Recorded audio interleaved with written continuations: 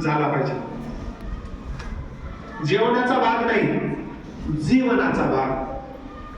आणि हा जो स्वच्छतेचा जो सप्ताह आपण साजरा करतोय, तोही अशा व्यक्तीच्या नावाने, व्यक्तीचं नाव घेऊन. ते नाव आहे गांधी तीर्थ.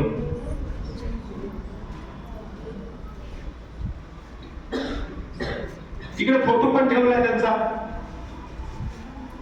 लोक त्यांना प्रेमानं महात्मा म्हणायचे, बापू म्हणायचे. आणि मग बापूंनी जे कार्य केलं, तर त्यांनी कार्य करत असताना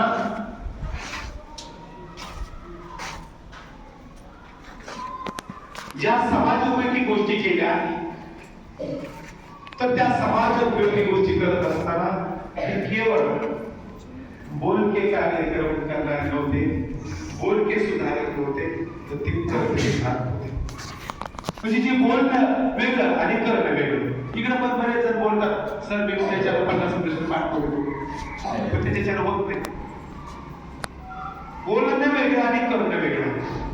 आणि म्हणून बापूजी हे करते होते, बोलते नव्हते. आणि मग काय, तर या बापूंच्या पूर्ण जीवनामध्ये मोहनदास ते बापू, मोहनदास ते राष्ट्रपिता, हा जो त्यांचा जीवनाचा प्रवास आहे, त्या जीवनाच्या प्रवासामध्ये त्यांचं वर्तन, ते वागले, लहानपणी कसे वागले, युवक असताना कसे वागले, एकदम तरुण असताना कसे वागले, उतार वयामध्ये कसे वागले, शेवटी जीवनाच्या शेवटच्या टप्प्यात कसे वागले. आणि हे वागत असताना त्यांनी समाजासमोर एक आदर्श निर्माण केला. तो आदर्श आपण सर्वजण थोड्या स्वरूपामध्ये जर आपण ऐकला, वाचला, तर स्वच्छतेच्या नव्हे तर सगळ्याच गोष्टी. म्हणजे मला ते भाग्य नाही कळालं, पण या संकुलाच्या प्राचार्या डॉक्टर गीते मॅडम सेवाग्रामला जाऊन आल्या.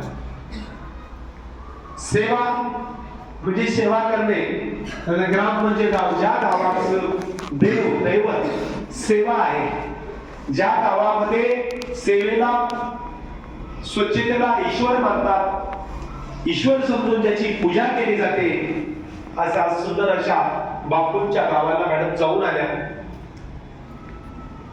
तिथाचा प्रत्येक व्यक्ती बापूंच्या मार्गावर, बापूंच्या दर्शवलेल्या सगळ्या विचारावर विश्वास ठेवून वागणारा व्यक्ती आहे. आणि मग बापूजींनी असं म्हटलं होतं की